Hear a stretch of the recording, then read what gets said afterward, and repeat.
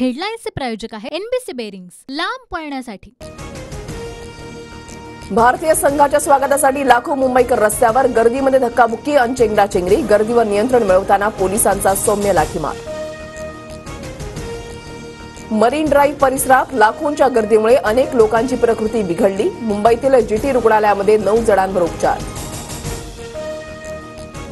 विजयी परेड दरम्यान श्वास घेण्यास त्रास होत असल्यानं तरुणी बेशुद्ध, ऑन ड्युटी पोलीस कर्मचाऱ्यानं मुलीला खांद्यावर घेत गर्दीतून वाट काढत सुटका केली, व्हिडिओ व्हायरल।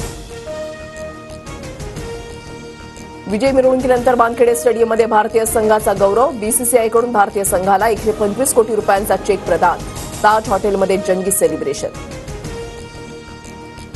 ढोल ताशाच्या गजरामध्ये भारतीय संघानं धरला ठेका, वर्ल्ड कप ट्रॉफी उंचावर, चाहत्यांच्या अभिवादनाचा स्वीकार, प्रचंड उत्साहामध्ये भारतीय खेळाडू थिरकले। मरीन ड्राईव्हवर कॅप्टन रोहित, कोच द्रविड यांची एकमेकांना गळाभेट, तर विराट कोहलीची चाहत्यांना फ्लाइंग किस, धावत पळत चाहत्यांकडून भारतीय संघाच्या बसचा पाठलाग। महाराष्ट्र शासनाच्या वतीनं विधान भवनामध्ये आज 4 वाजता भारतीय संघाचा गौरव, महाराष्ट्राच्या क्रिकेट विजेत्यांना रोख बक्षीस जाहीर करणार, क्रीडा मंत्री संजय बनसोडे यांची माहिती।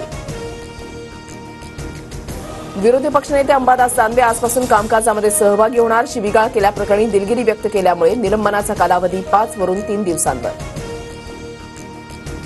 मनसे पाठोपाठ वंचितची साथ सोडणारे वसंत मोरे मशाल हाती घेणार, 9 जुलैला वसंत मोरेंचा ठाकरे गटामध्ये पक्षप्रवेश, वसंत मोरेंनी घेतली उद्धव ठाकरेंची भेट।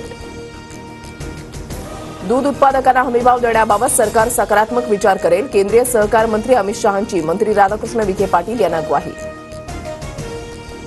केंद्रीय मंत्री नितीन गडकरींच्या मागणीनंतर आषाढी यात्रेसाठी विदर्भातून विशेष रेल्वे गाड्या, नागपूर, अमरावती, खामगावमधून 14 जुलैपासून विशेष गाड्या सुरू।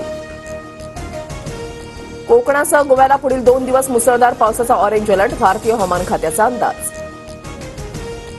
हेमंत सोरेन तिसऱ्यांदा झारखंडच्या मुख्यमंत्रीपदी, राज्यपाल राधाकृष्णन यांनी दिली शपथ, राजभवनामध्ये पार पडला शपथविधी सोहळा।